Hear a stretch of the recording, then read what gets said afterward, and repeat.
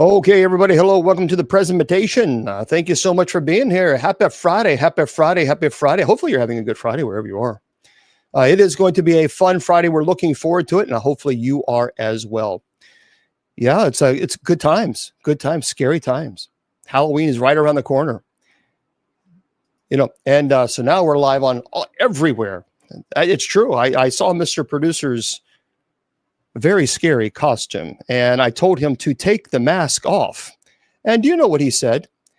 He told me it wasn't a mask. I'm sorry, Mr. Producer. It was, I tried. It was pretty scary to me. But nonetheless, he is wearing the Mr. Producer hat. That's what he's wearing. Okay, before we get into the presentation, hello, I'm Bishop Long, and I appreciate you being here on this beautiful Friday. But before we do this, Mr. Producer, why don't you roll that footage? Fans of Bishop James Long, the renowned exorcist and paranormal expert on KGRA Digital Broadcasting. Now you can carry his wisdom with you. Our Bishop James Long collection features blessed apparel such as St. Benedict hats and tees, as well as home items to protect and inspire. Elevate your spiritual journey. Go to kgradb.com/shop and discover the Bishop James Long merch today. That's the way it is. Okay, everybody. So let me just, can you imagine? All right, if you want to go to my website, let's do this. I want everyone to go to kgradb.com. Again, KGRAD as in dog, B as in bicycle.com. Click on the shop link. And when you do that, click on my name, Bishop James Long. And it will take you to the show page. Here's why I want you to do this. First of all, there's some great products there, but 100% of the profits that would go to me, we are donating to the MKS Kids Foundation. They're an orphanage that we are partnering with, that they're located in Uganda. They're doing beautiful, beautiful work. And so I've had the opportunity to speak to the director there many times. He's a young man that was actually homeless himself in Uganda. And he wants to, give back and help. And I think it's absolutely beautiful. So when you go to kgradb.com and click on the shop link and then click my name, they have St. Michael products. They have St. Benedict. St. Benedict is the patron saint for exorcists in Jesus and for police officers. And I think that's pretty special, knowing that, first of all, you're going to get great products, but also you're helping kids in Uganda. And Rachel, why you can't be a normal, kind human being after that you are demonically oppressed. Only a person who has demons attached to them would actually say something so vulgar when we're talking about fundraising for an orphanage. When you see God face to face, be prepared for him to say to you, I know you not, you evildoer, depart from me. Everyone else, that's what we're doing. So 100% of the profits will go to the orphanage in Uganda.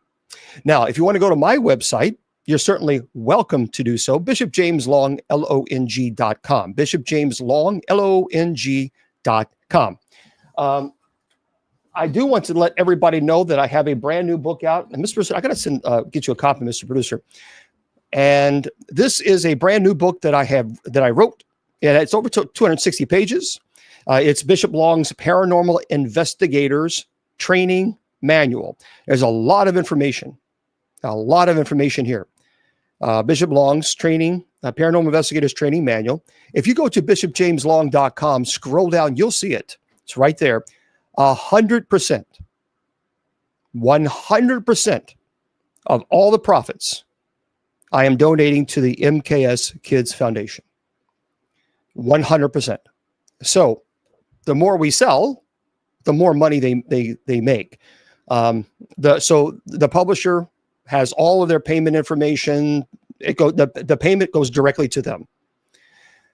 And I think that's important. And at the end of the month, what I'll do, I'll post or let people know, here's the readout, here's how much money, here's how much we've sold, this is how much they have been given. I think this is important because, transparency is very, very important. But not all of this. I mean, you're getting a book that it's 260 pages. It took a lot of work to do this, but I think also to be able to give back to this orphanage and to help, it makes a real big difference. So there it is. Okay. Make sure bishopjameslong.com, scroll down. There's also, you can go to bishopjameslong.com and click on the resources button. And if you do that, there's several books there that you can purchase from friends of mine. And of course, I have some more books. But anyway, that book right there that you just saw, 100% of the profits goes to the MKS Kids Foundation.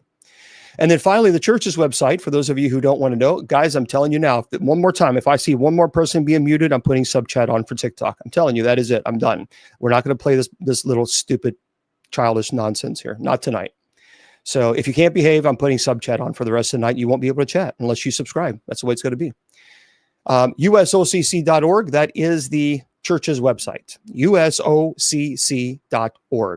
Well, I appreciate that, Anthony. See, it's Anthony. People like Anthony. Anthony says, this is what I mean. We need more people like Anthony Spear. Anthony Spear says, I'm sorry if I ever made a comment to you that was rude. See, this is what I'm talking about. That's the type of people that we need in this world. More like Anthony and less hateful people. I'm going to say this, and let me make this very clear to everyone. So I serve as an exorcist for the church. I performed 33 documented exorcisms on people who were truly possessed. I am telling you, and I'm letting you know now, and then we're going to move on with the show. Indulge me for a moment. If you troll, you need to be aware that you are behaving in a very evil way, and it is demonic. And that's coming directly from an exorcist.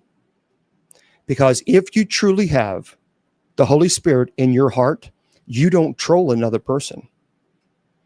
Trolling is when you try to use your words to hurt a person and you sit by and you watch their reaction and you get excited when it bothers them. That's abnormal. That is not normal behavior.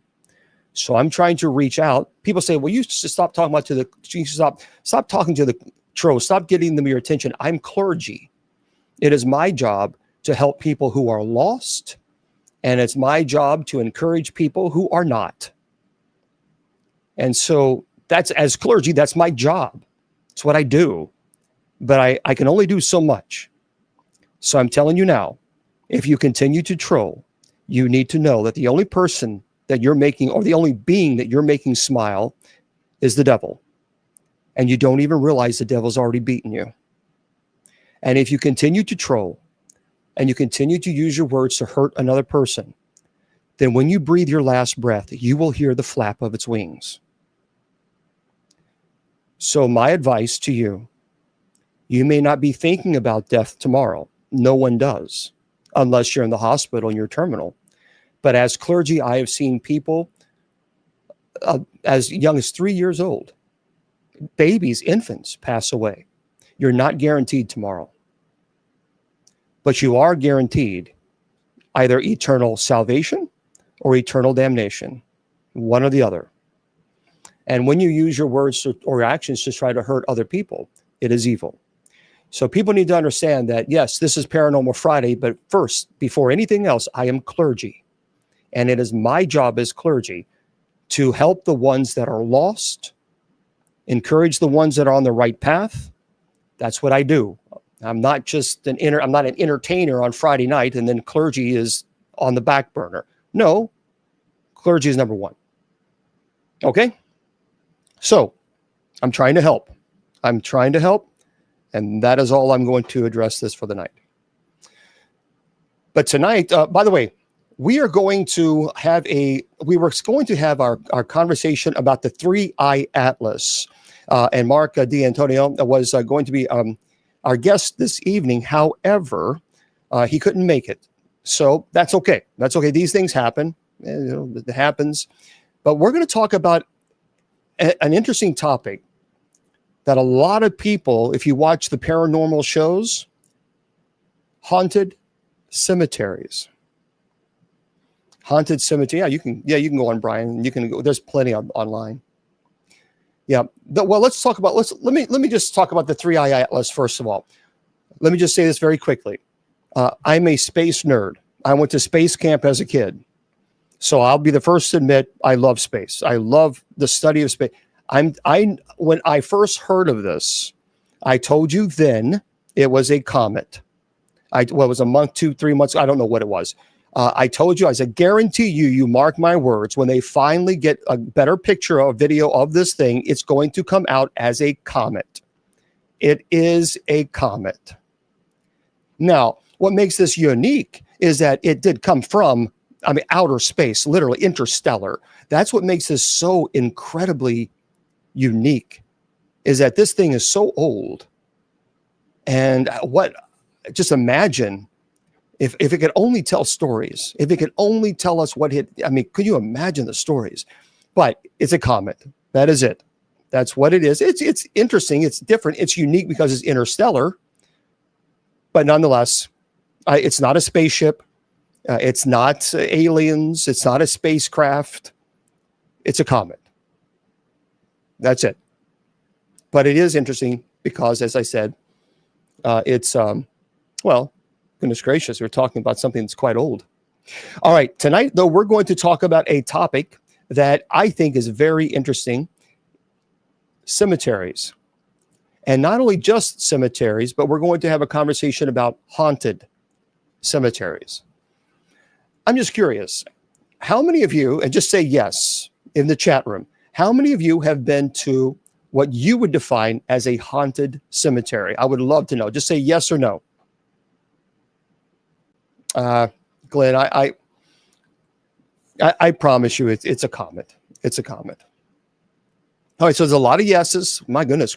Wow. Well, there's a lot. Okay, there's some no's.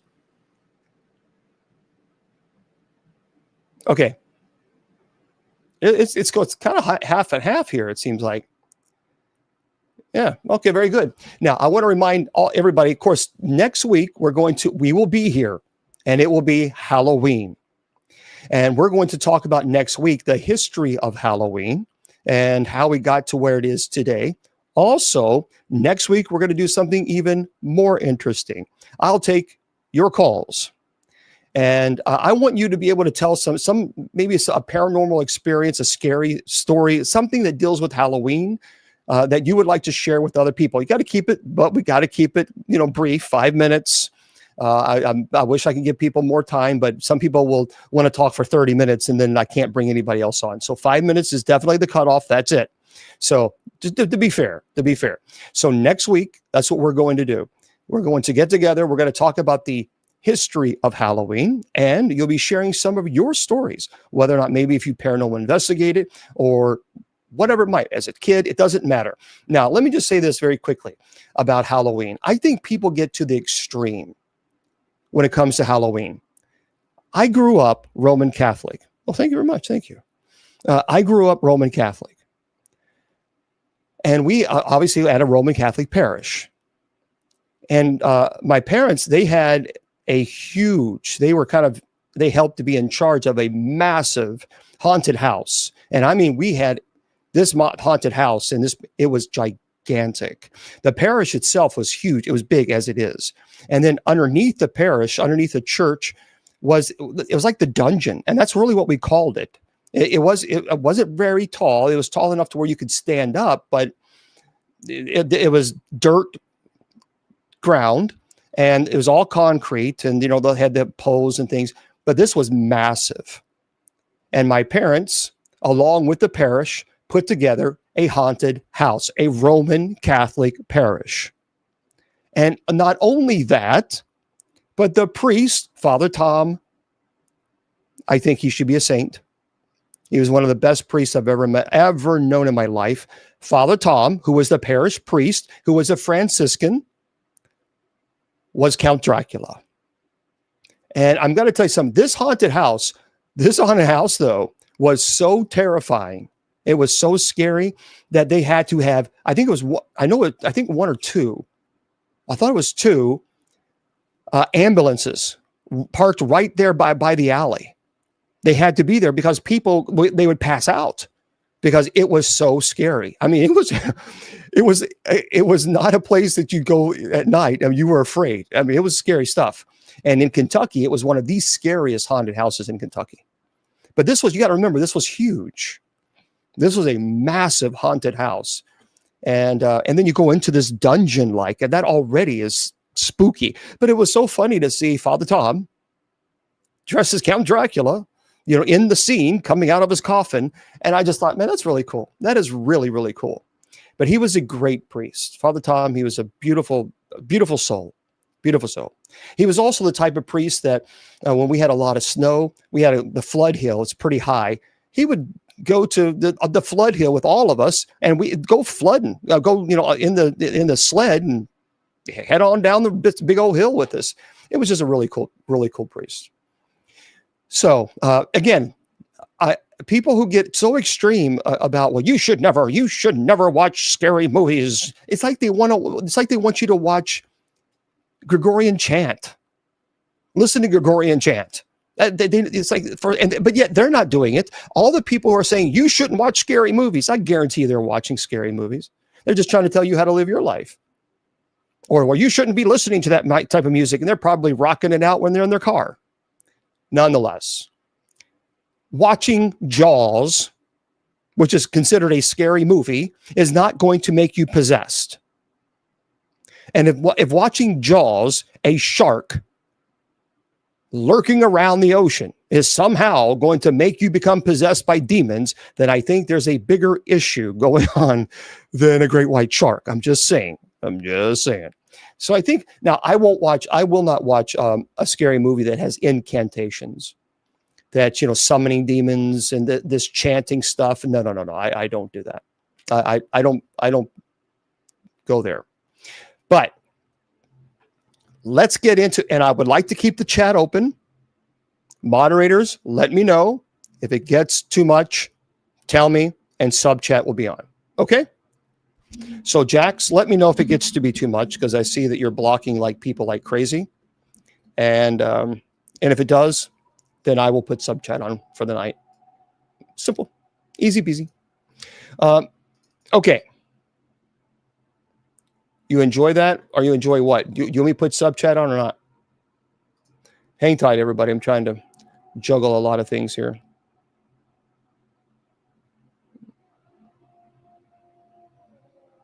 Yeah, just let me know. Oh, you're good? Okay. All right, well, just let me know. Well, thank you. Oh, thank you there, Don. Thank you very much. Okay, I want to talk first of all about ghost.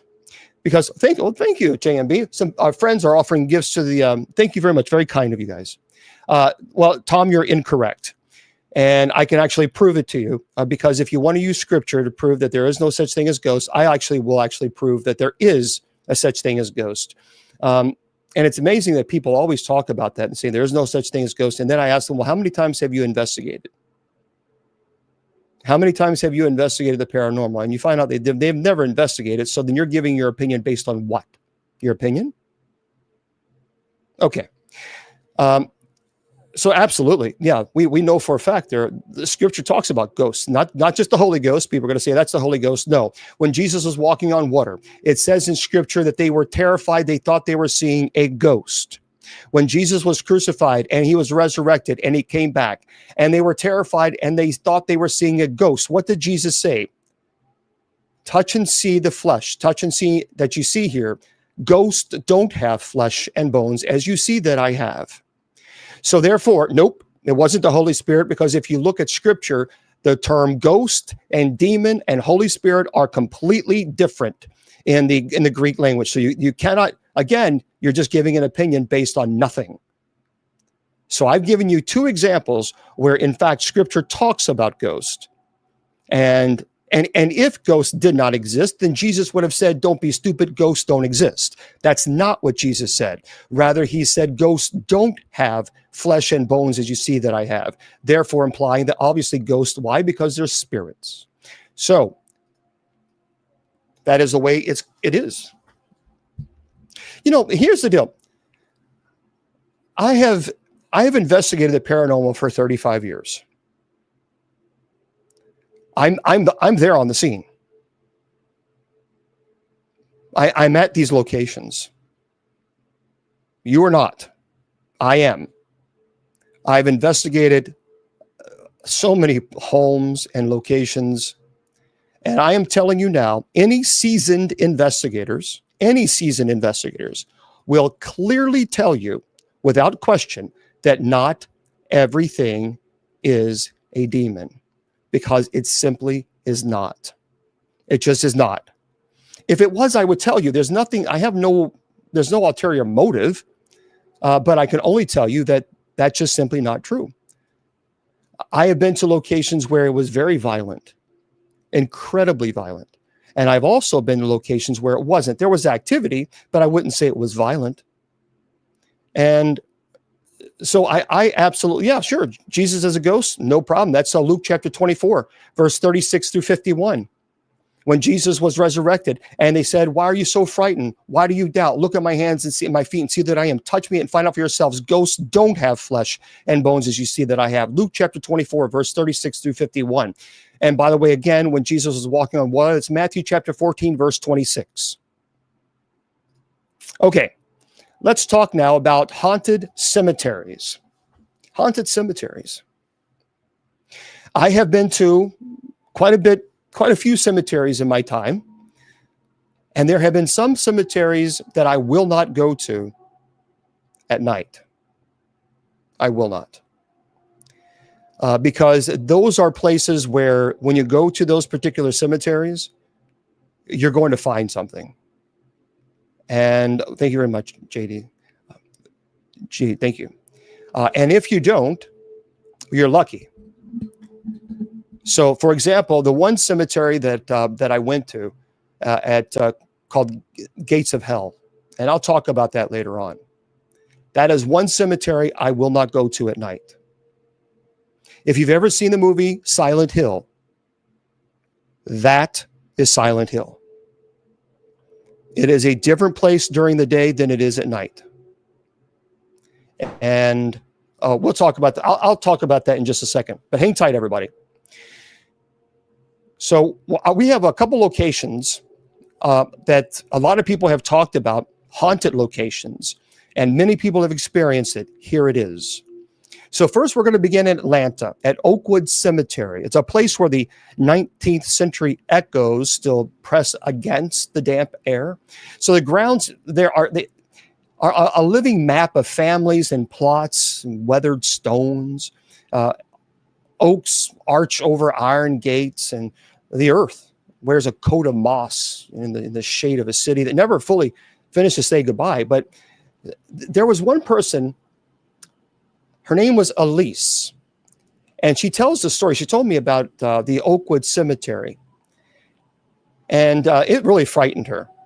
She arrived after a phone call that something in her life had, to stop moving forward. She had went to this place immediately, and rain hadn't begun to fall then at that moment, but amidst, kind of like a mist gathered along the gates. And from the mist, she swore that she saw a carriage, horses drawn by nothing but the cold breath of the dawn. It was like a mist. She heard the wheels rattled in like an older rhythm, and a cadence from a time when the doors closed softly. So Elise stepped onto the path, drawn toward a marker that she didn't know in life, but she feels that once she knew it in different life.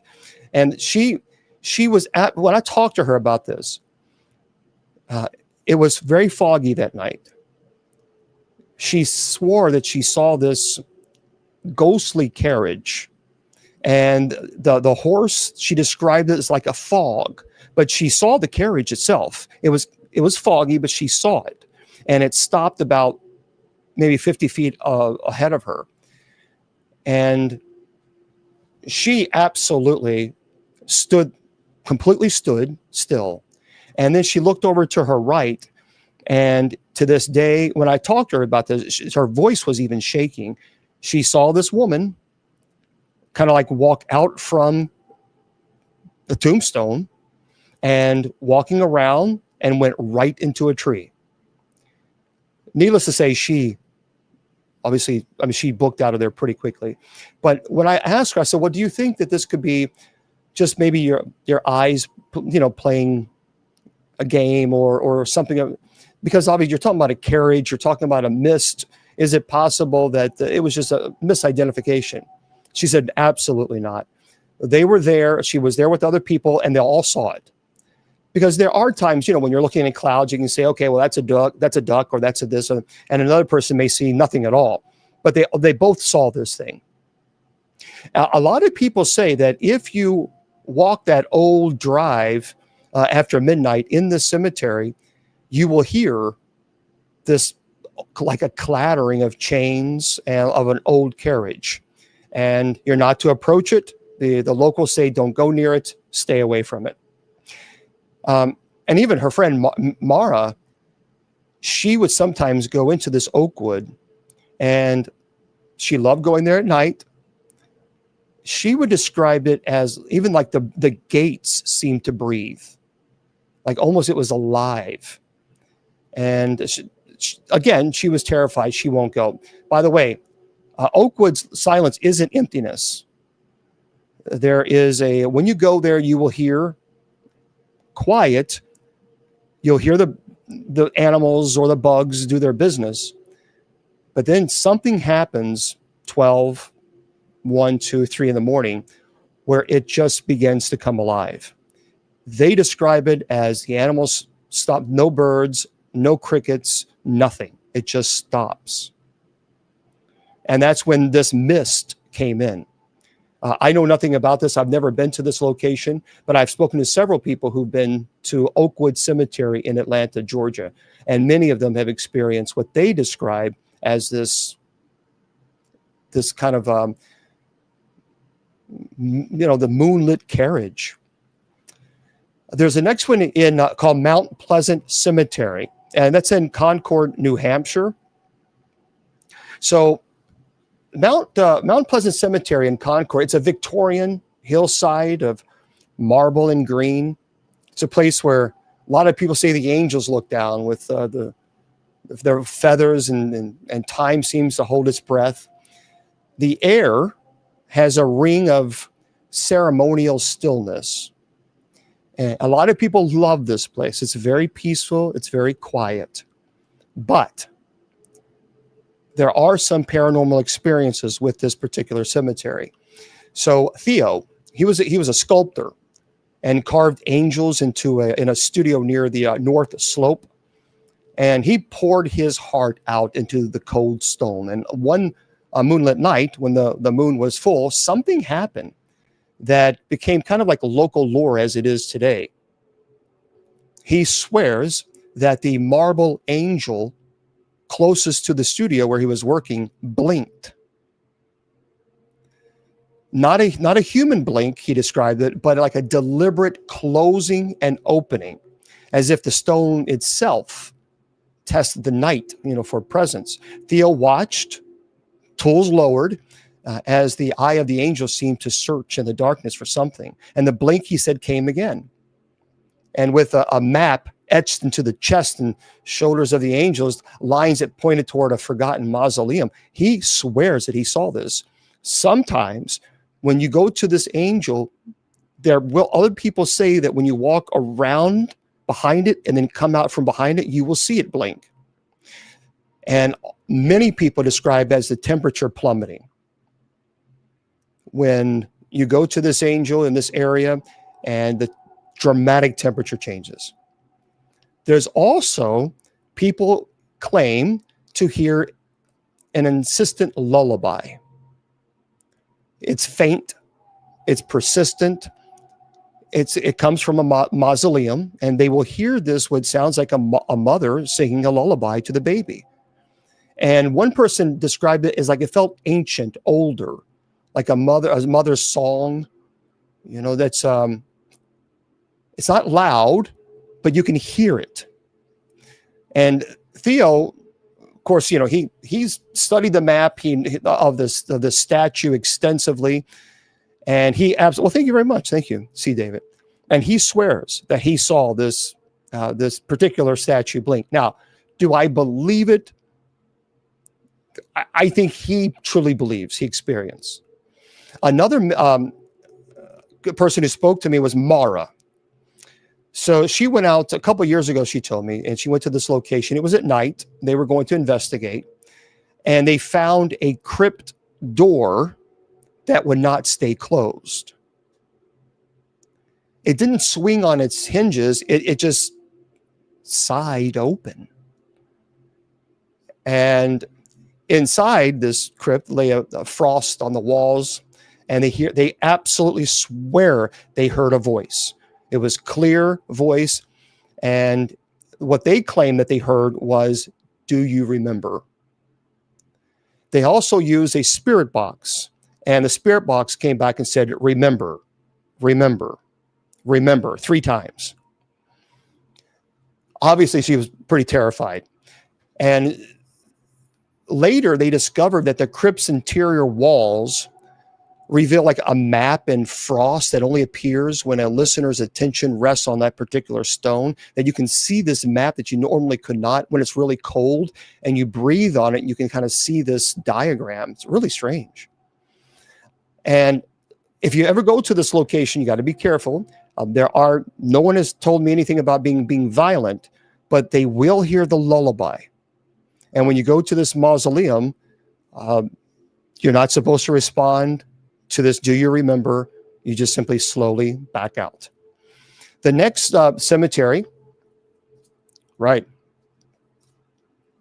Yeah, spirit box are very interesting. Basically, it's energy. It's a different frequency. Think of it like this. Elephants are able to produce a noise so deep that we can't hear, but yet elephants 20 miles away can hear it.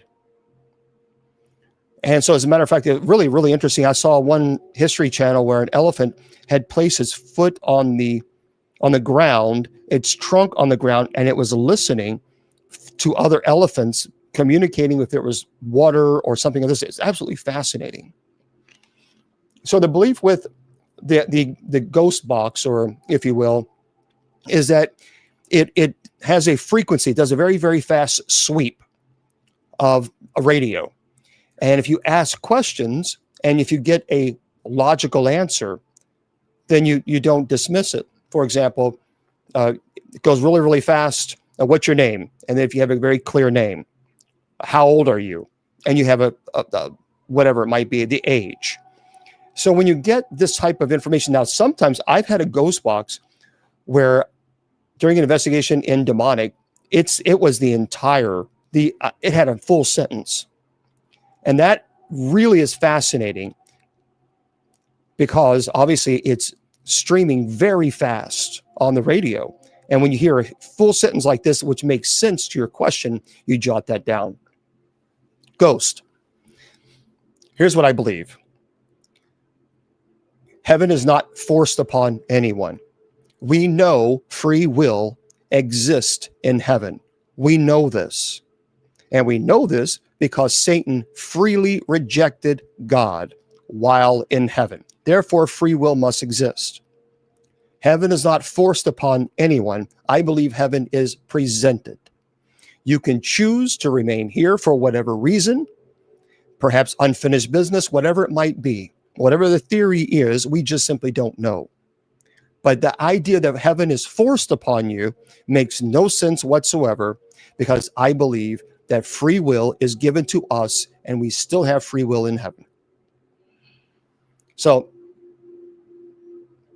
see, Wes, there's nothing wrong with that. Here's why I'm going to tell you why I know ghosts exist. There's no doubt about this. First of all, as an exorcist, I've investigated many locations, quite a few. I've investigated locations that were very violent, and there's no question that was demonic. But I've also investigated locations where it was not violent at all. There was no indicator whatsoever that this was evil. Look, friends, you don't have to guess if there is a demon that is present. You don't have to guess at this. That's absurd. Everything in your body is telling you it is time to leave. When there is a demonic entity that is present, your body is screaming at you, get out of there. There's no ifs, ands, or buts about that. And any seasoned investigator will tell you the same. I have been to locations where they had paranormal activity. It wasn't violent. Things were moved. Maybe the door was open. It just scared the family, and they didn't want that there. They didn't want that activity to happen. I would go and I would bless the home. I would pray for the deceased. And a matter of fact, I'll tell this one story. And this is why I tell people all the time. And I know there's a lot of people, they always take these, these cheap attacks on me. I don't really care. I'm on the ground. I'm investigating. I'm there. I went to a home. It was in Kentucky. It was in the middle of summer. It was 95 degrees outside.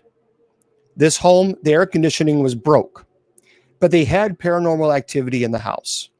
It wasn't violent. It was just something that unnerved them. So our team showed up, and I said, okay, we did investigation. There was nothing. We got some EVPs, but there was nothing at all violent in that place. I said, okay, well, why don't let's do a prayer, and we help the person kind of move on and pray for a prayer for absolution and go from there. We did. There's a simple prayer that you do. The moment that I say, and may your sins be forgiven in the name of the Father, the Son, and the Holy Spirit, I ask the Holy Spirit and the guardian angels to help lead them and guide them to heaven.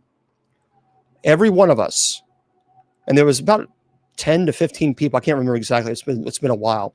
We all felt a very cold breeze start at our feet, moving up towards our legs. I mean, it was noticeably cold. It was so noticeably that I had a digital temperature gauge. And prior to investigating or doing our prayer, it was 95 degrees in that house. And I put it on the same spot where we all felt that very cold. It was 65 degrees. Now that is a 30-degree difference. That's massive. That is absolutely 100% paranormal.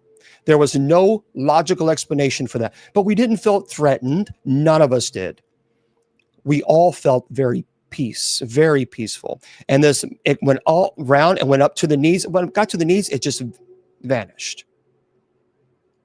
And I know we all felt this, a lightness, just felt this light kind of shine a little brighter in the room.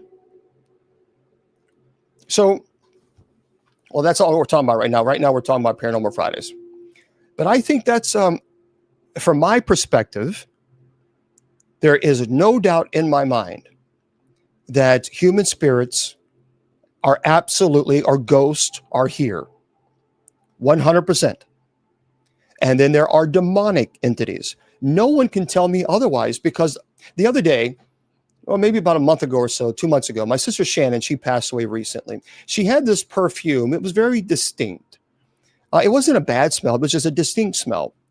And I was thinking about her, and just kind of doing a little prayer and hoping that she's okay and she's enjoying the afterlife.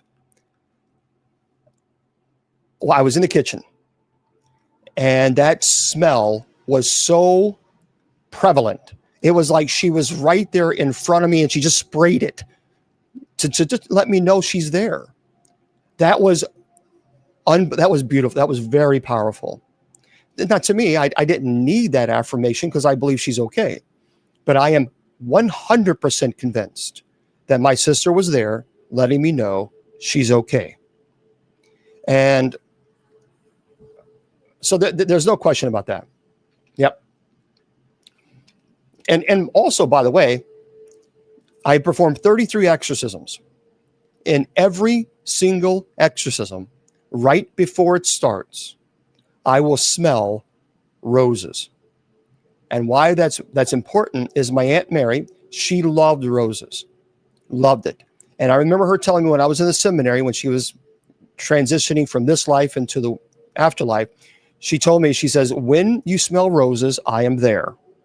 In every single exorcism, right before I start, the room will have the overwhelming smell of roses.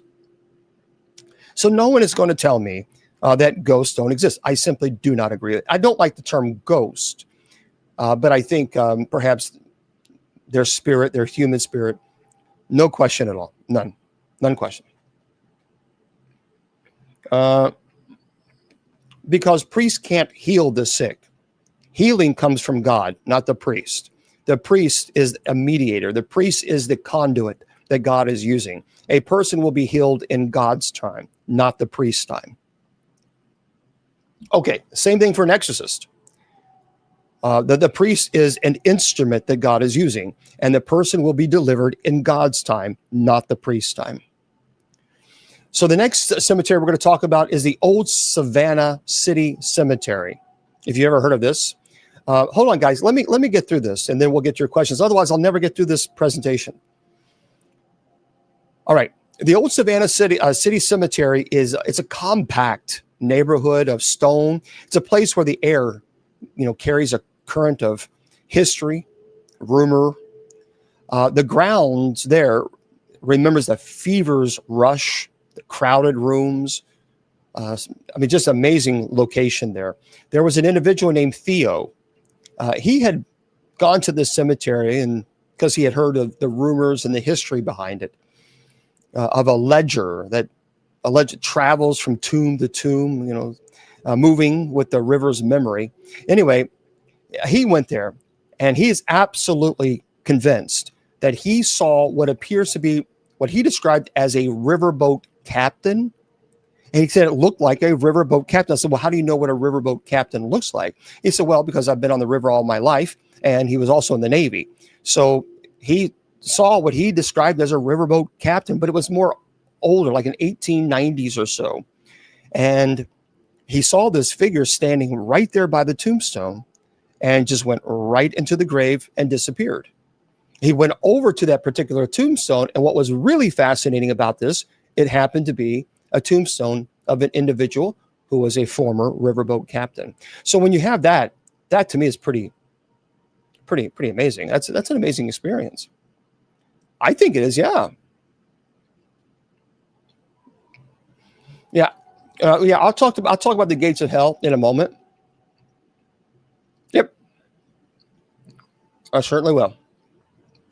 Okay. Let's talk about Glenwood Cemetery, Baltimore, Maryland. Really interesting. It was founded in 1851. It was once a serene garden cemetery. It's since earned a reputation as one of Baltimore's most haunted cemeteries.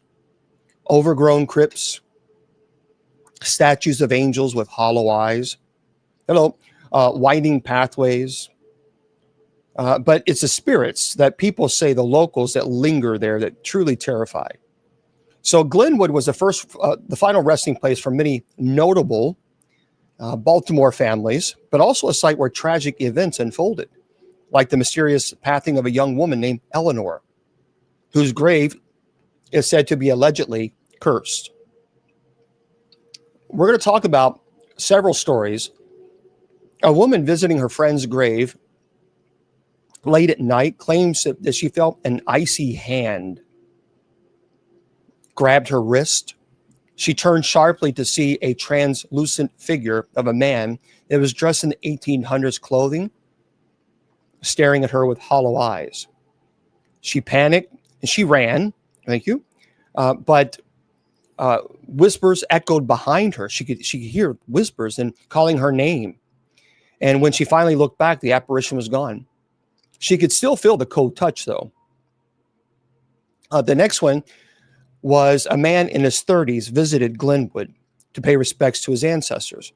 And as he read aloud from an old family journal, he sensed an intense cold.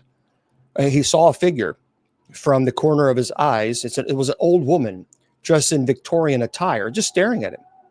And when he turned to speak to her, she evaporated like into a mist. And by the way, later he learned that the same woman was buried nearby. Her presence is considered a sign of spiritual protection, or some people say even a warning. The next one is the Pythian Cemetery in Albany, Georgia. So this was actually in 1883 by the Knights of the Pythias, and the historic cemetery holds dark secrets, and the kind of secret that has made it notorious among locals. So the cemetery is the burial ground of many African American veterans and community members. It's said to be cursed after a violent feud in the late 1800s, which left, some people say, spirits restless. There was a family visiting during a storm, reports a figure draped in black emerging from the fog, whispering unintelligible words before vanishing. Another person said a paranormal investigator caught an EVP of a woman crying out for help. No one was around. Late night visitors have seen ghostly Confederate soldiers marching along the graveside, their figures flickering in and out. A young boy was playing near the graves when he suddenly called out to his mom that he saw a little girl in yellow dress waving at him. She was perfectly solid, but when his mom called out, her daughter the little girl disappeared. The boy was terrified, and reports from security cameras show no sign of anyone else nearby. There was an elderly man walking through the cemetery at dawn, claims that he saw a young soldier in uniform kneeling beside his grave. And as he approached, the soldier looked up. He looked right at him with sorrowful eyes and vanished. And the man said he felt an overwhelming sense of grief and guilt. A teenage girl, you can camp kind of nearby there, heard a faint voice calling her name within the graves. She investigated, crawling through the tangled bush, and heard a whisper saying, "Help me." And she claimed she saw a shadowy figure reaching out from a crypt, but fled in terror, obviously. She said she would never, ever return there again. The next one is the Hollywood Cemetery in Richmond, Virginia. Now, this was established in 1849, overlooking the James River. The cemetery is famous for the elaborate tombs of Confederate presidents, Civil War generals, Virginia aristocrats. So beneath its marble and granite lies stories of tragedy, war, death. Many people say the spirits there are restless. So a couple that was camping nearby the grounds heard the distant sound of marching soldiers, gunfire, only to see spectral figures reenacting a Civil War battle.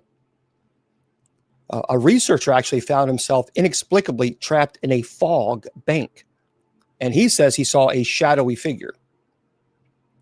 Visitors claim to see the figure of a woman in white wandering near the graves. By the way, a historian doing research late at night actually recorded voices and footsteps reenacting a Civil War skirmish. Soldiers were shouting out orders, and suddenly a figure in a Confederate uniform appeared, frozen mid-stride, and then allegedly came towards the historian before vanishing.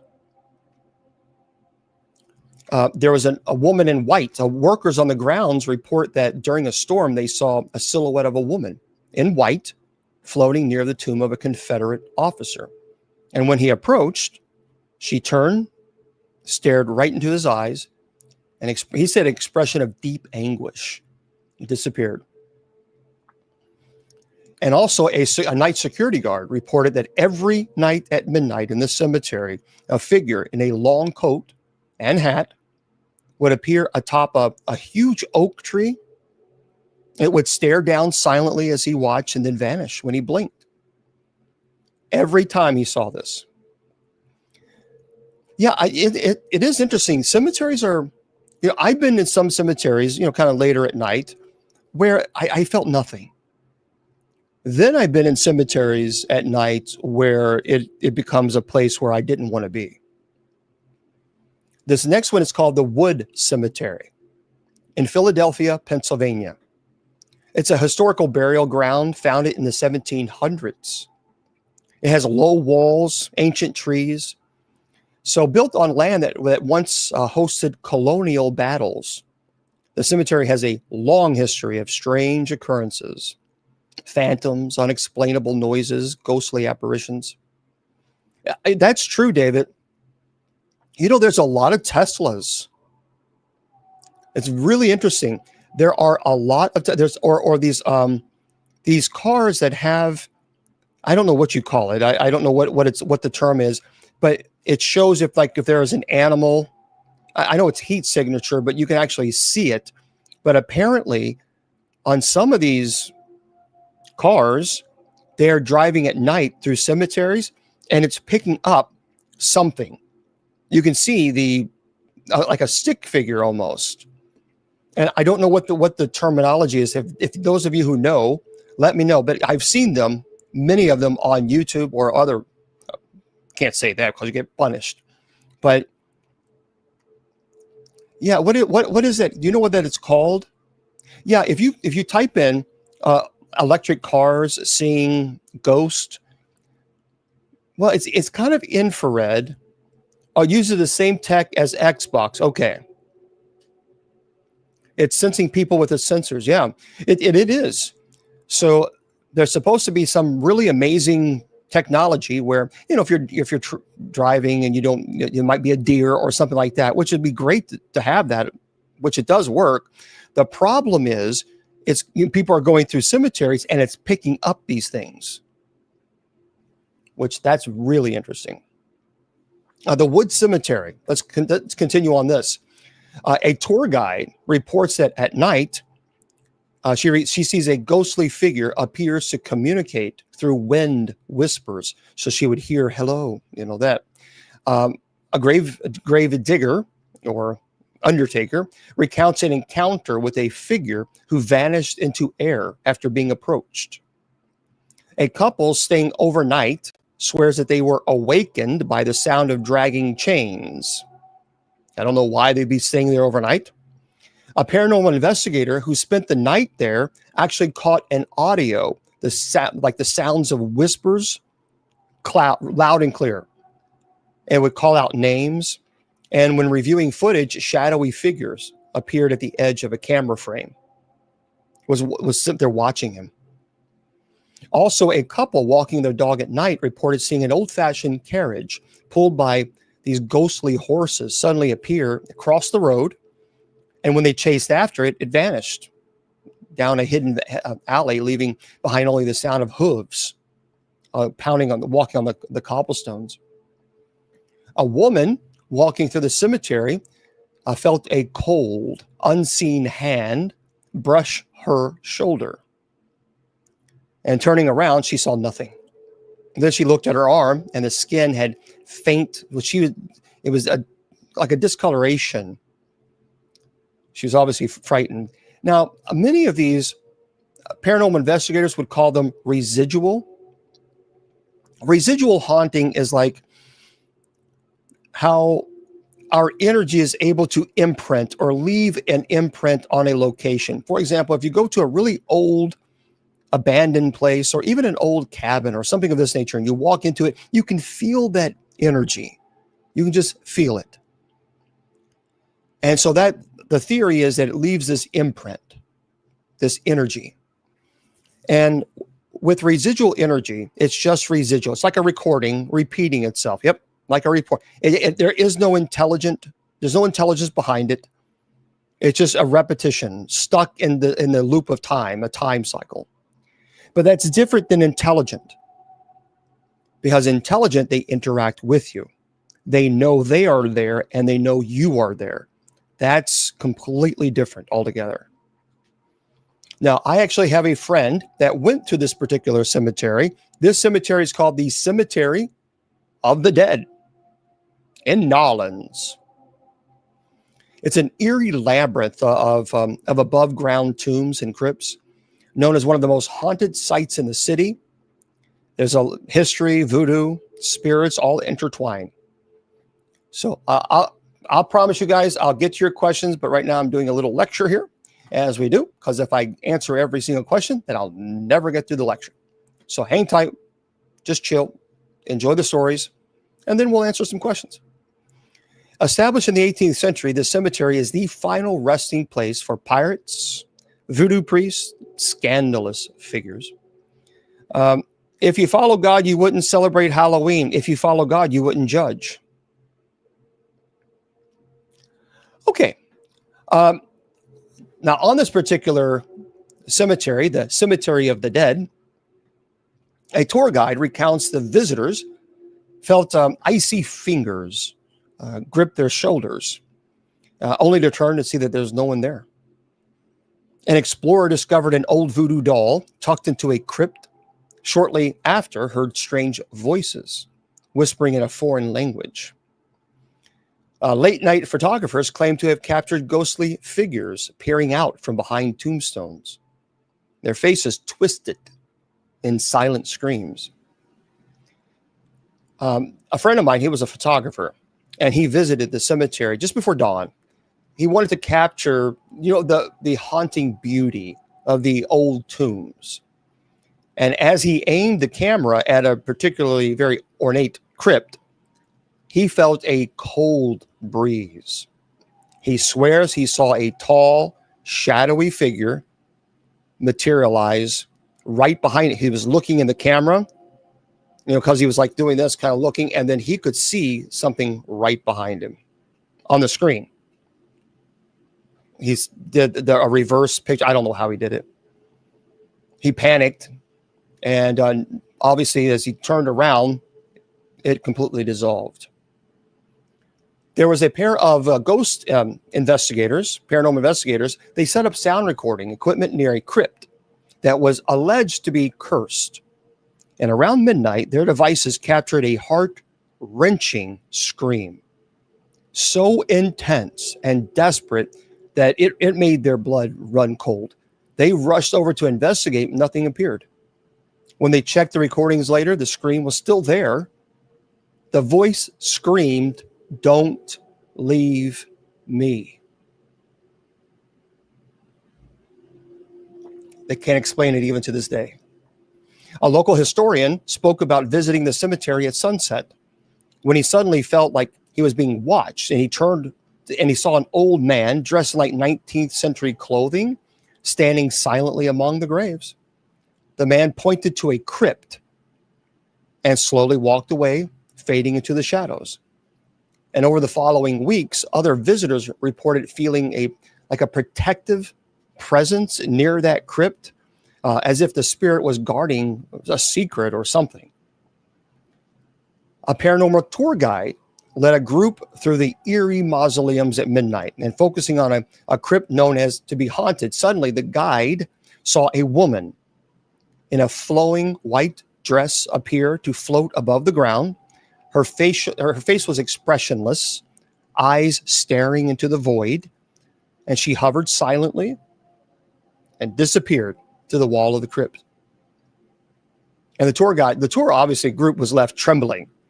And some even questioned whether she was a spirit seeking closure or even a demon. And one of the more disturbing accounts in this particular cemetery involves a visitor who heard dragging chains echoing, in the dead of night. And following the sound, he saw a faint glow from within a crypt, so he approached carefully. Inside the crypt was empty, except for there were chains that clinked softly as if something was pulling.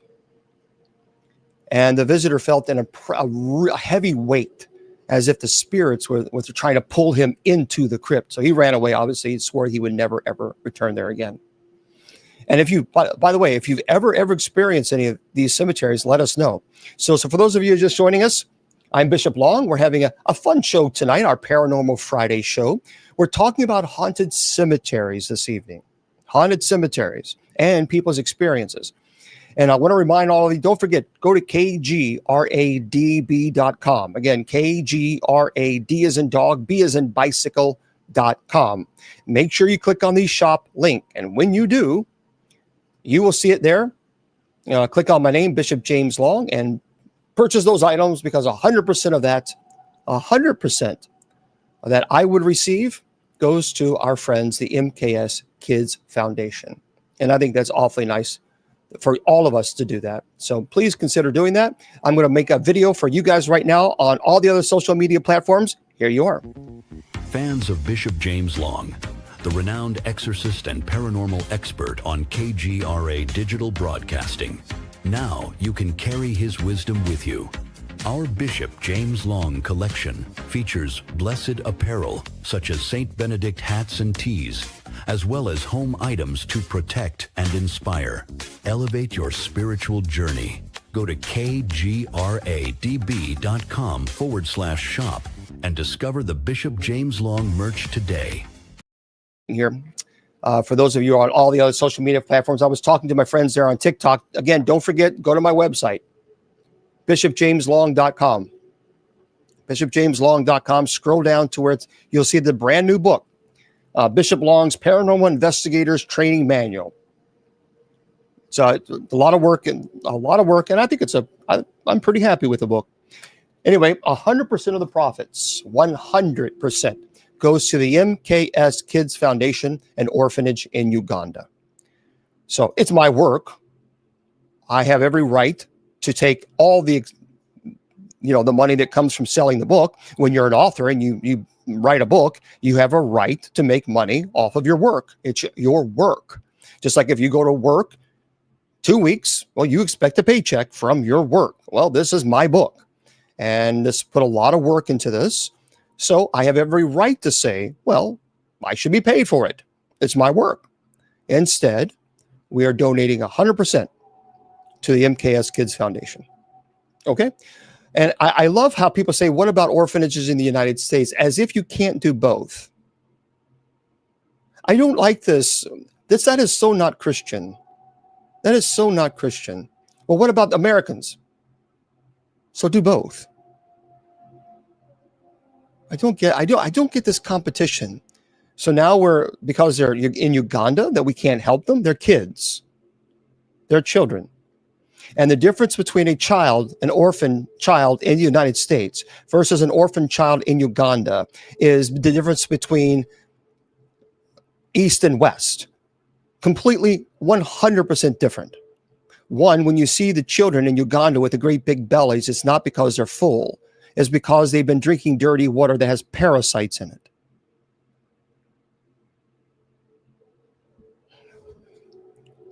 Nothing better than Christian love. Absurd. Anyway, if you wish, purchase the book, and 100% of the profits goes to them. Okay. Yep, I'm aware of that. I'm aware, guys. There's a lot of fake Bishop James Long accounts. People are getting scammed left and right, and then they get mad at me because they chose to do something which was silly. I'm not going to ever send you a message, ever, asking you for money. I'm not ever going to ask you to send money. I'm never going to do it under any circumstances. Even if I was living in a cardboard box, you would never receive an email or a message from me asking for money. Period. All you have to do, if you are on TikTok and you receive a message from someone claiming to be me, all you got to do is push their little button, go to their profile. I have nearly 800,000 followers. It's simple. If they don't have 800,000 followers, they're a fraud. Okay. All right. Anyway, let's go to the Boot Hill Cemetery in Tombstone, Arizona. Yeah, there's a lot of them out there.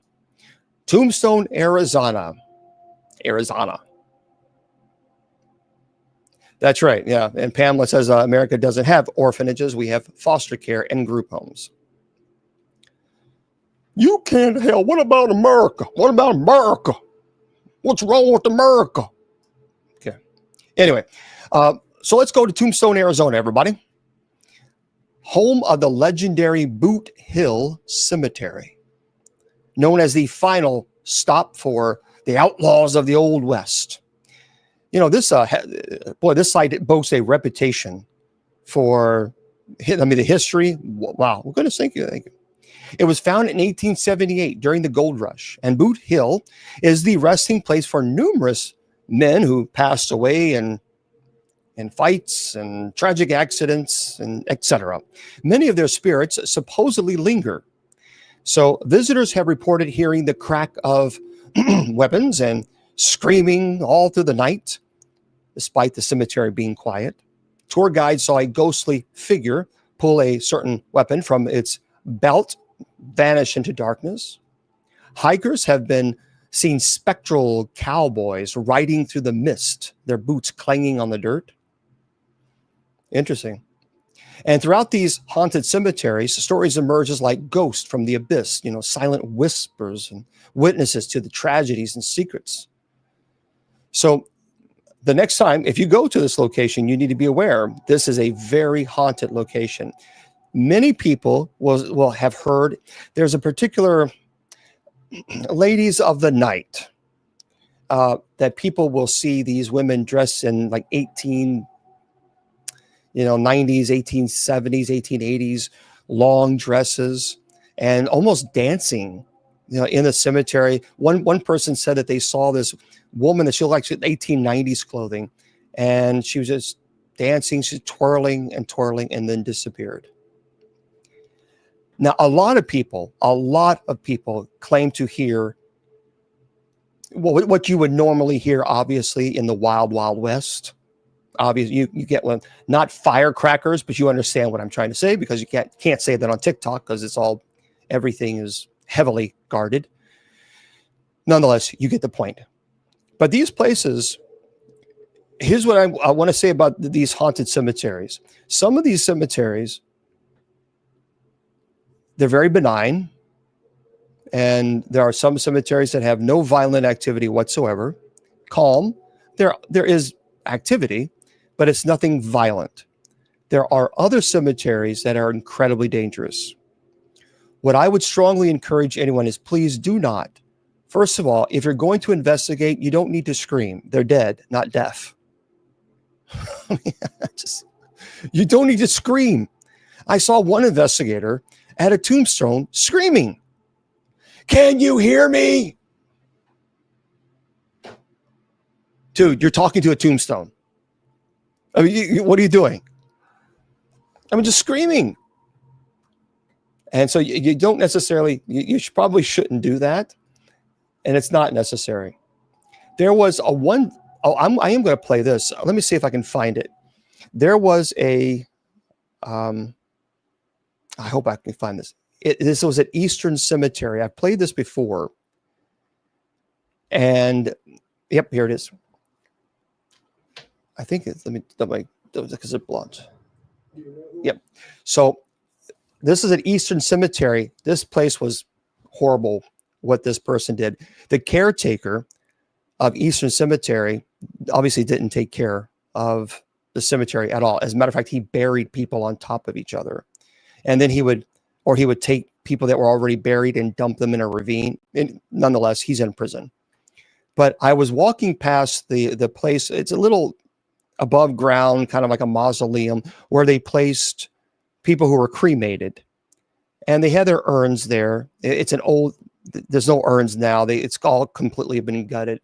But I walked past it because I was just going to ask, well, do you know who I am? Because I was going to see if they said James or, a priest or something. Even to this day, I don't know why I got this, but I got a Class A EVP and it says Seth. And it's very clear. Now, I didn't hear it because if you hear it, that's called a disembodied voice. But when I played it back, I mean, it was like, that was really surprising. Listen to this. Do you know who I am? Absolutely. Do you know who I am? So it says Seth. Do you know who I am? I have no idea who Seth is, but I do know that was captured at the Cave Hill Cemetery. And when I heard that, I wasn't, when I got back into the car, and I thought, wow, that's insanity. But yeah, you absolutely, I heard it. I don't know who Seth is, but I heard it. This also was at was at the Gates of Hell Cemetery. And I'll talk about the Gates of Hell in a second. Something was not right that night at the Gates of Hell Cemetery. Everything was off. It felt evil. And so I asked, are you friendly? And this is what, again, we didn't hear the growl, but when I played back the recorder, this is what was captured. Is there anyone here?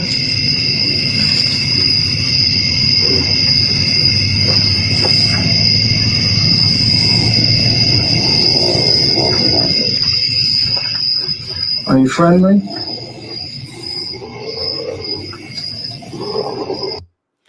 Now, that obviously doesn't need any explanation, but this was at the Gates of Hell Cemetery.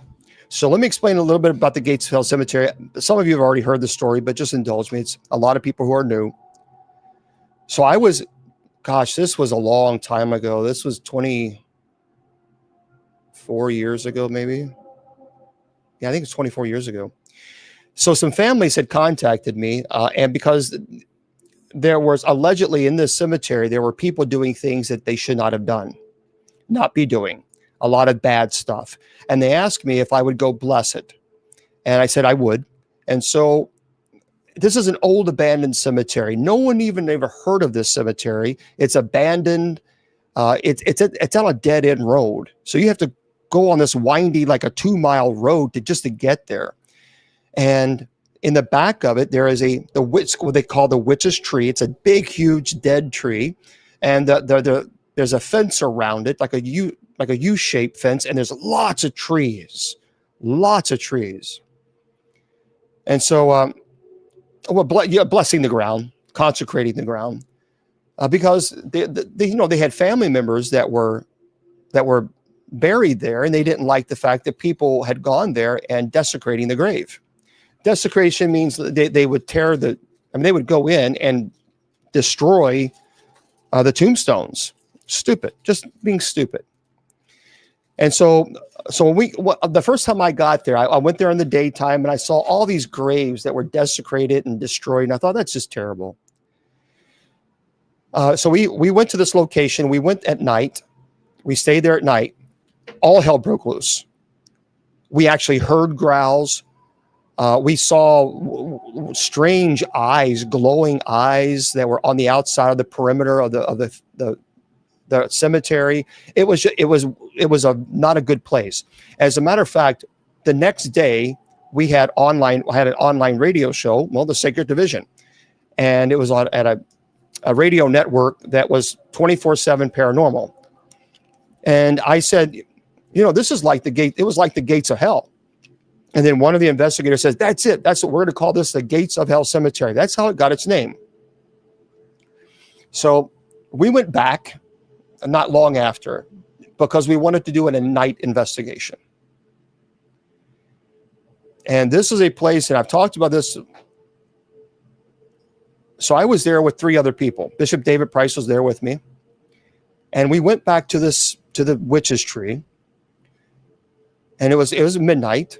Now, we were there just to investigate. We weren't there to perform the minor rite of exorcism. We were just to gather truth. So we were at the back of this, and there was trees, these big trees surrounding the cemetery.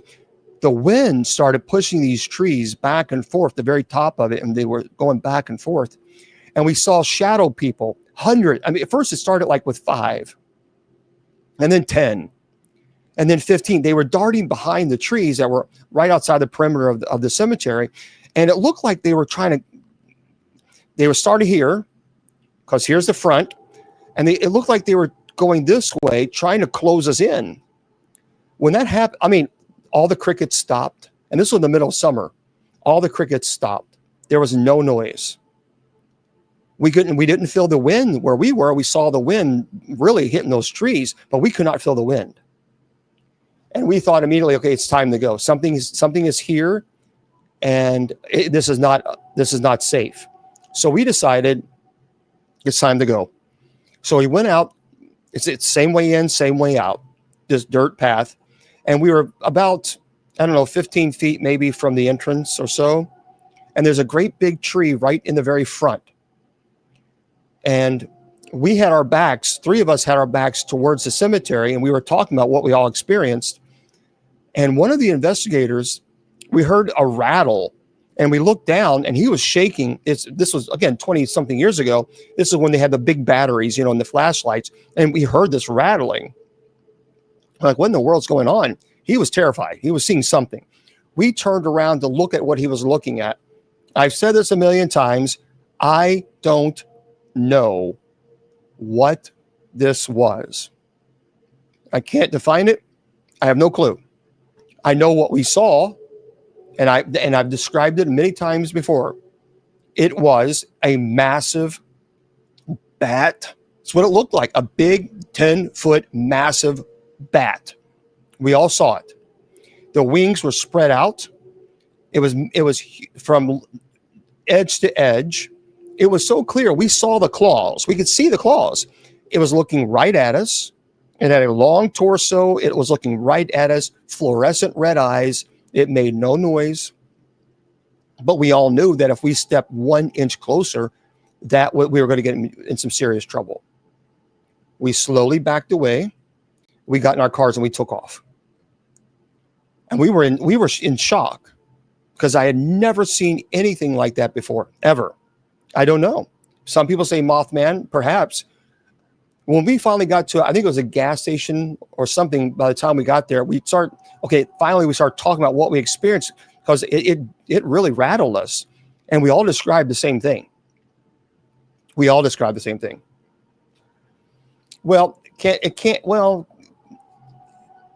if there's an invitation, yes, it can enter into a consecrated ground. If there's an invitation. Yeah, I think it had to be some type of a Mothman, but it was pretty clear. Seth was the third child of Adam and Eve. This is in Kentucky. So what we saw, and by the way, when I got home, so right across my house, there's a great big field, and I had my dog Kylie. She was, doing her business outside in front, and I've talked about this before. That night, when I got home, the growl that I heard, I've heard a lot of growls before, but the growl that I heard that night, I've said this, it's like someone putting a bass speaker on my back and turning the bass up as loud as it could. That growl was so deep, I could feel it in my lungs. I could feel it. I grabbed Kylie and said, no, we're going in. This was a very deep growl. Something that I have never heard in my entire life, ever. And to this day, we all saw it. All four of us, we all saw it. We don't know what it is, but we all saw it. Yeah, it was. Yeah, it's been desecrated. Oh yeah, the dog, she freaked. She just froze. She was froze. So yeah, again, Seth is the third child of Adam and Eve. But I don't know. Now, by the way, I made a documentary on that, and you can go to my website, bishopjameslong.com, scroll down to where it says official social media links, and you will see the tube to the U. You had to say that. Tube to the U. If you click that, go to where it says the Gates of Hell Cemetery. And so, whatever it was in the Silicate. Oh, yeah. No, let me tell you something, guys. Listen to me. First of all, do not go to this location at night. Some of you are going to well, we're going. I'm telling you. This is what I won't go there at night. And I won't go there at night not because I'm afraid of demons. I won't go there at night because I don't know what that thing was that I saw. And because I can't define it, it's a different place. It is like Silent Hill. It is like Silent Hill. During the day, you feel like you're being watched, but it's it's tolerable. Night, it is not the same cemetery. At night, that place comes alive. Let me just tell you this. The Gates of Hell Cemetery is a heck of a lot more terrifying than Bobby Mackey's. There is no comparison. None whatsoever. None. Barbara, a lot of people ask me, do I think it comes from an evil place? A lot of people say it was like a watchman or a protector. I don't know. I can't define it. But I do know that we all saw it. Music. I haven't seen that. Or just James, Tom.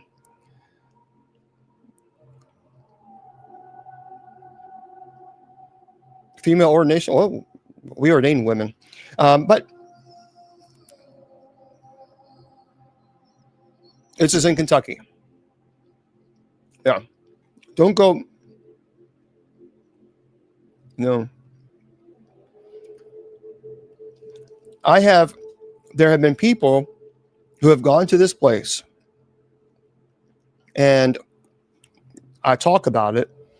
I've talked about it for a while, and I tell people don't go to it, and they did it anyway. One person was severely scratched. I mean, it was pretty deep. And then they wanted me to immediately drop everything that I was doing so I could perform a deliverance. And I told them I can't. I literally had no time. You have to, guys, I have 21,000 emails right now of people asking me to help them. I help them. I do this for free. I don't charge for this ministry, and I don't get paid as a bishop. I don't get paid from the church. I fund my own ministry. So with the Old Catholic Church, we don't receive a stipend or salary, and I don't charge. So there's a lot of people asking me for help because I do it for free, but it's not free. I got to pay to get there. And so they wanted me to stop everything that I was doing to help them. And I told them, look, I told you very clearly that you had no business going to this location. You chose to do it.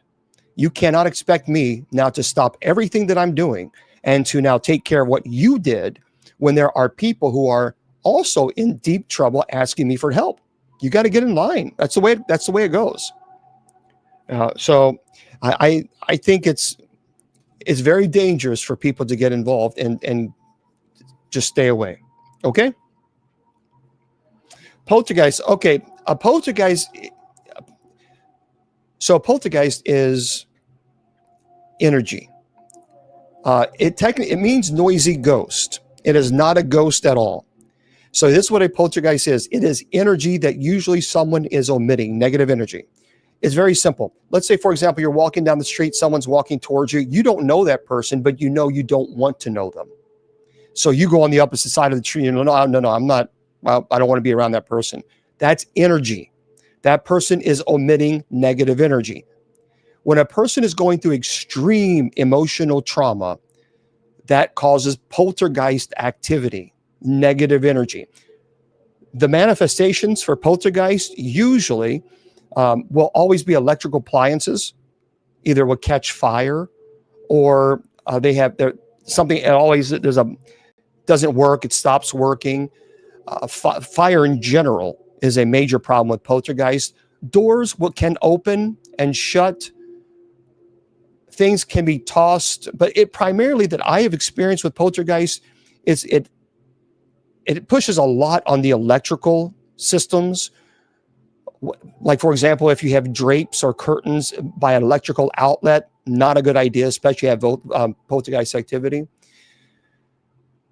So what happens is when you remove that person who is going through extreme emotional trauma, when you remove them from their home, the activity will either stop or it will it's residual.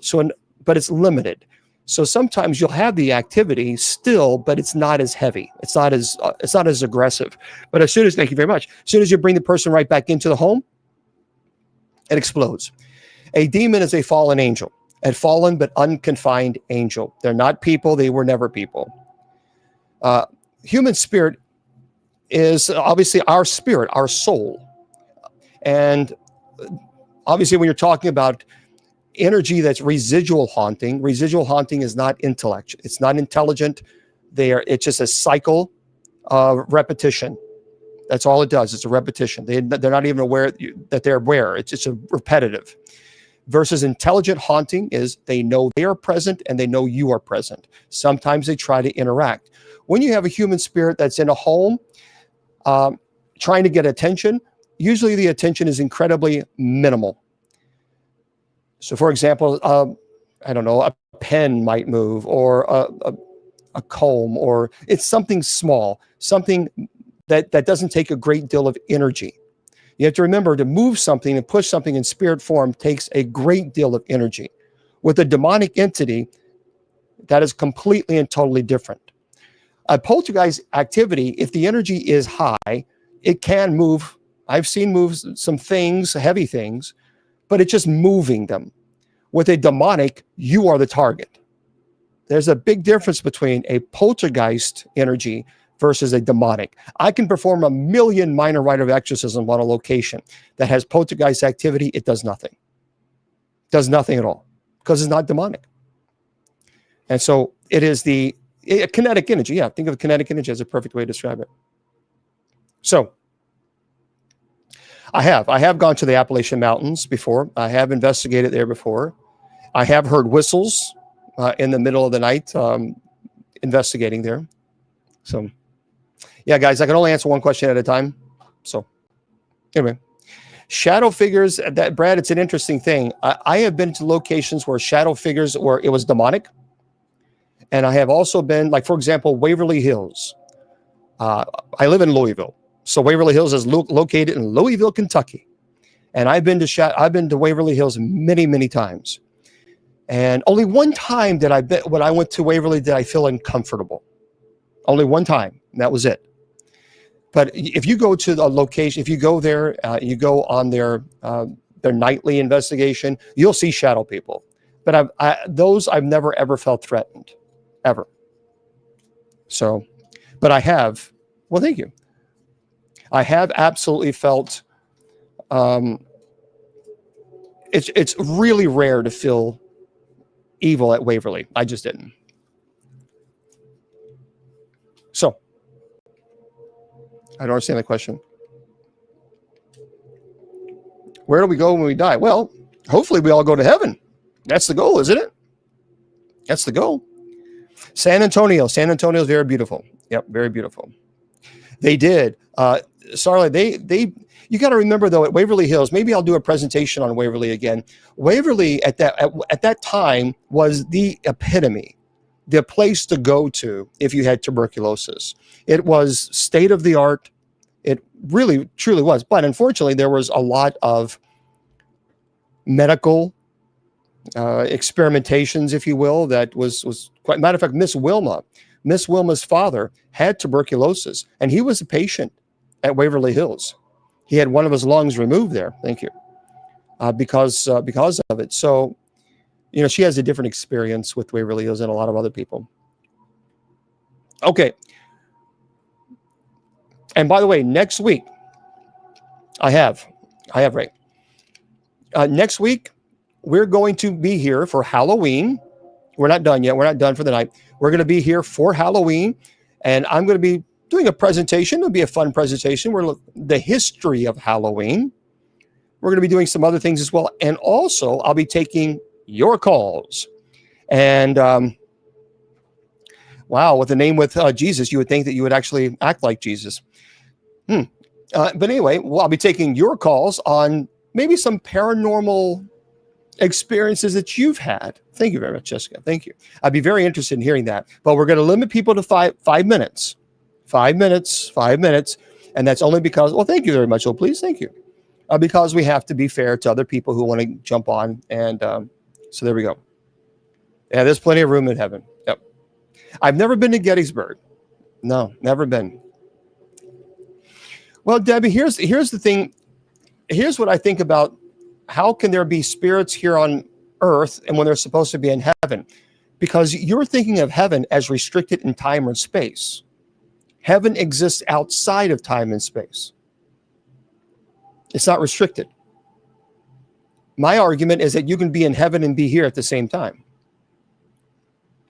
We live in a world that we are restricted. It is time. It is space because we have bodies. Can't be in two places at once. But with heaven, it's not restriction. That exists outside of time and space. God cannot be restricted. God exists outside of it. Thank you very much, please. So, different dimension. Yep.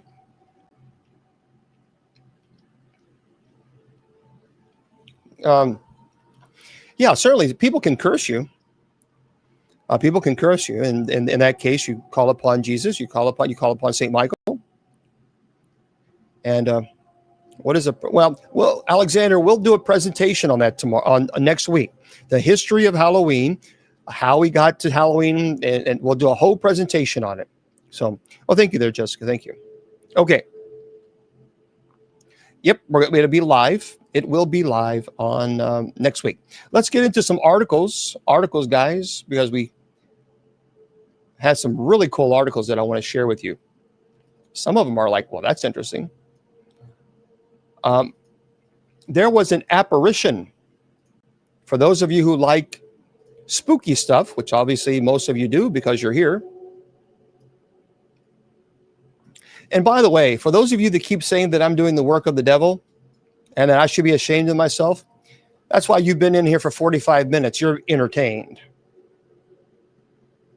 Okay. Sorry, I just had to. I mean, if I was doing the work of the devil, why are you staying 45 minutes?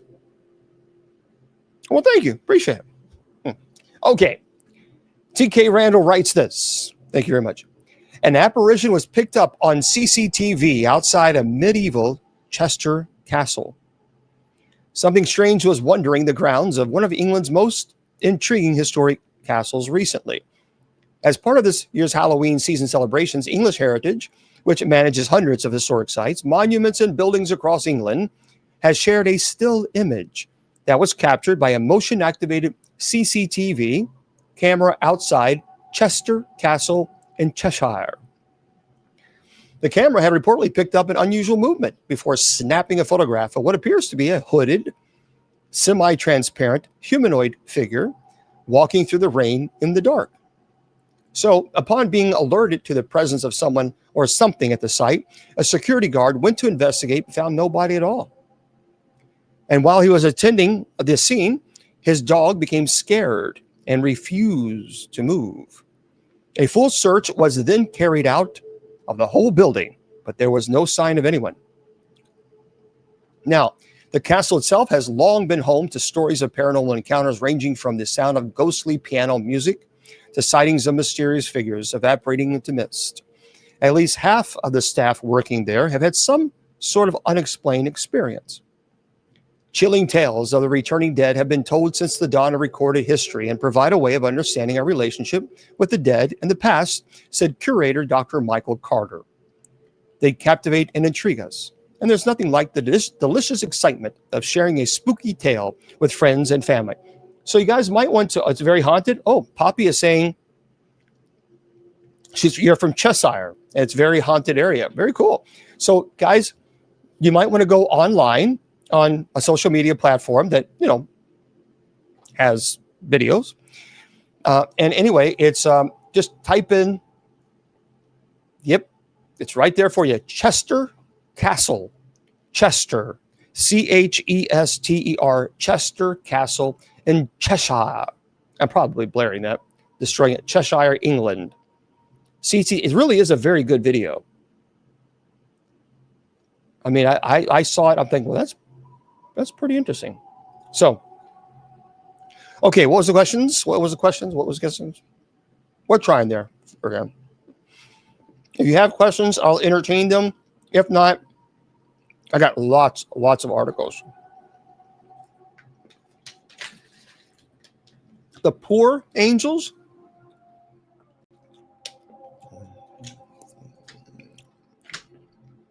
Do I believe the poor angels are coming back? You'll have to explain that one to me. I've heard of them, Dublin. I don't know a whole lot about the Dublin's asking, have you heard of the Hellfire Club in Ireland? Oh, the four angels. The four angels. Oh, I got in Revelation. Keep in mind, guys, I am running the presentation on two computers. So over here, I'm running it on KGREDB radio. and all of our other social media platforms. So when you ask a question, they can't see or hear you or anything. So I have to kind of let them know what you're asking. So I'm kind of juggling multiple things going on at once. Okay. The four horsemen, I don't worry about that. I don't worry about Revelation. I don't worry about if you're worried about the rapture. I don't worry about any of that stuff. Remember, Paul addressed this in the first century. There was a church, the church actually, one member, they stopped working because they were absolutely convinced that the second coming was going to happen in their lifetime. And then Paul said, get back to work. Stop worrying about this. So for those of you who continue to worry about this, just stop. You can't control it. So why worry about it? Worry about the things you can control. Let go of the things that you can't. Be kind. Have compassion, show empathy, use your words to lift people rather than to hurt them. Because I tell you all this, if you're going online and you're using your words to troll another person, you do not have the Spirit of Christ within you. Because if you truly had the Spirit of Christ within you, you wouldn't troll another human being. Because trolling in of itself is evil, it's demonic. You're using your words to purposely to try to hurt another human being. That's evil. We cannot normalize abnormal behavior. So I would encourage those of you who do this to stop. So anyway, well, yeah, the rapture was a relatively newer concept that was termed. I understand the root word and why they say of the rapture. I don't worry about it. If I believe, oh yeah, that's No, Alexander, I'm not talking. You're not trolling. You're just asking a question. That's in general. Stick around. You'll see. That was in general because a lot of people have been blocked, as you've seen tonight. So, but don't worry about it. Don't worry if you don't need to worry about being terrified of the revelation. And it just spend your time loving people, having compassion and empathy for others.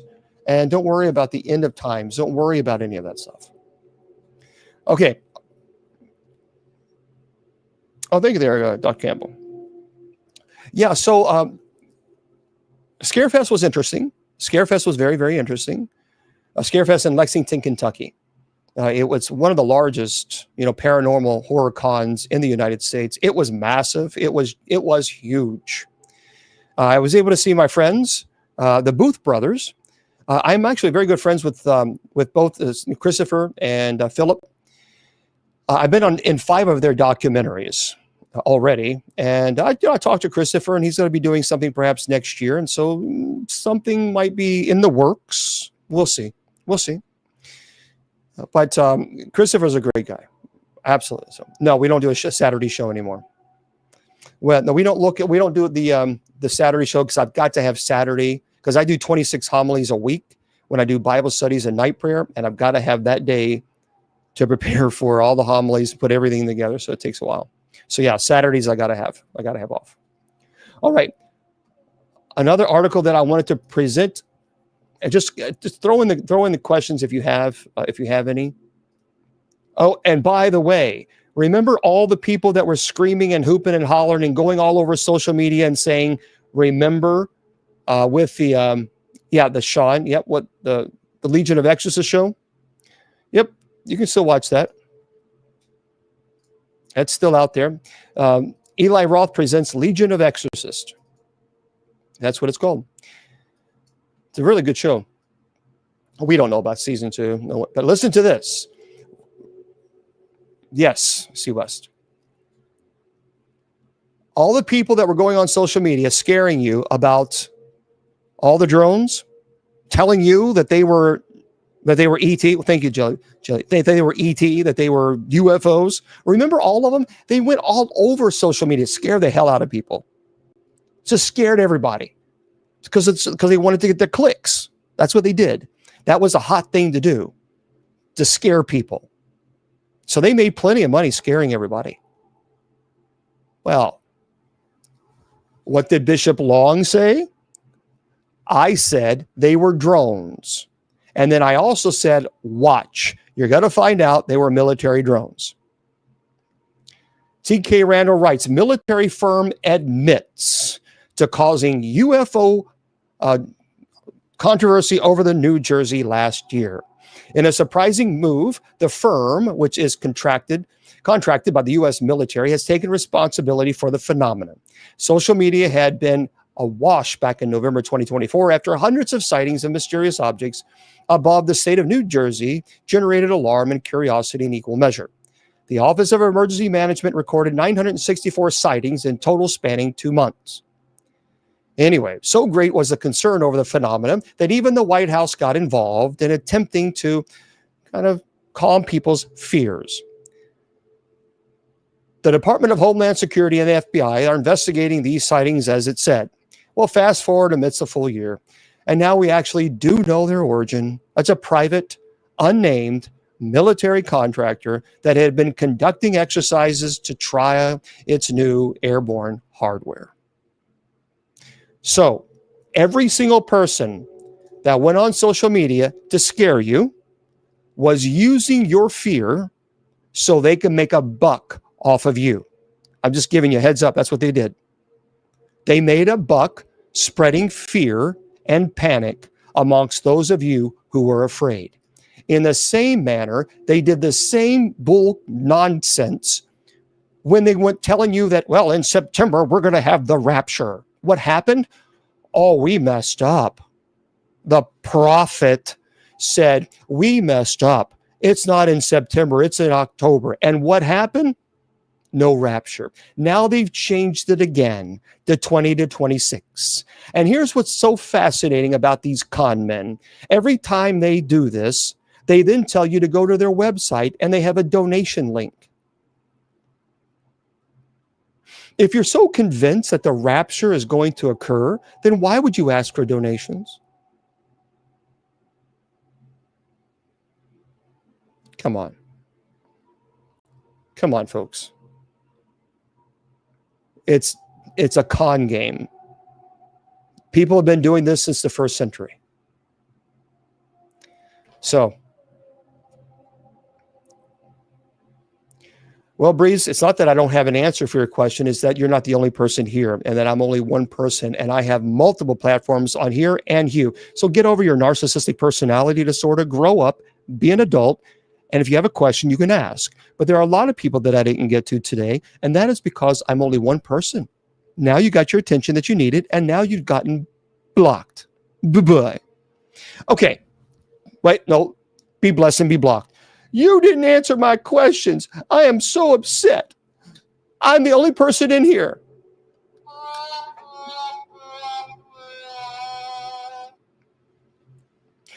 Anyway, back to what I was saying. I don't care. I really don't care about trolls. Okay. So anyway, that is the story. The violin's put up. Yeah, it's up there. But don't forget, next week, we're going to be here. We will be here. And we will have our history of Halloween. I do. I have it. I actually have it. Sometimes sometimes I'll blow it. I'll play the little Halloween. I should get a Halloween one. But for the oh yeah, you blocked it again. Oh yeah. Oh.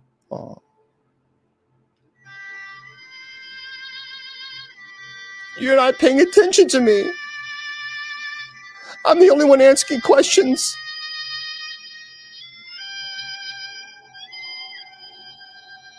Isn't that a beautiful song? That's a high note. That's a high note. But nonetheless, yeah, anyway. Yes, the ring. Isn't that a nice ring? Isn't that beautiful? Are you jelly? You're jelly, aren't you? You can actually buy it for $46. It's a ghost. I'm not even playing it. Some people are like, it's a ghost. It's a ghost. Okay. For those of you listening to this on podcast, guess what we're going to say? We're going to say good night to you and have a great night. Thank you very much. Okay, we're going to wrap them up. I'm going to wrap up the presentation here very, very soon. Don't forget, we're going to be here next week. Mr. Producer, are you going to be here with us on Halloween, or are you going to be out trick-or-treating? Probably out trick-or-treating. If he's behind the scenes there. Paranormal show. Mr. Producer. Let's see. 1 second. I'm going to put this up for you guys right now. Don't forget, everybody, that we're also going to be here tonight, a little bit later on, for 10 p.m. Eastern Standard Time night prayer. So maybe instead of trolling, maybe you can actually come pray for people. I know your head might spin when you do that, but just try it. just try it. It might help. It might work. So your Jelly of the Ring. Yeah, actually, yeah, you can get this. You can get it for, honestly, you can get it at Etsy. $46. There it is. $46. True. No, Halloween's not bad. Okay, excellent. Mr. Producer says he will be there. He will be there. Okay. So TikTok, hang with me, guys. Hang out with me. I'm going to close them out here, and then we'll chat with you guys for a little longer. Everybody else, okay, you'll be here. Excellent, excellent. So listen, for those of you who are watching this on all the other social media platforms, remember I tell you all the time, your value does not decrease based on a troll's inability or refusal to see your worth because their head is spinning like the Exorcist. Remember, you're priceless, and don't let anybody tell you or convince you otherwise. Until next week, good night.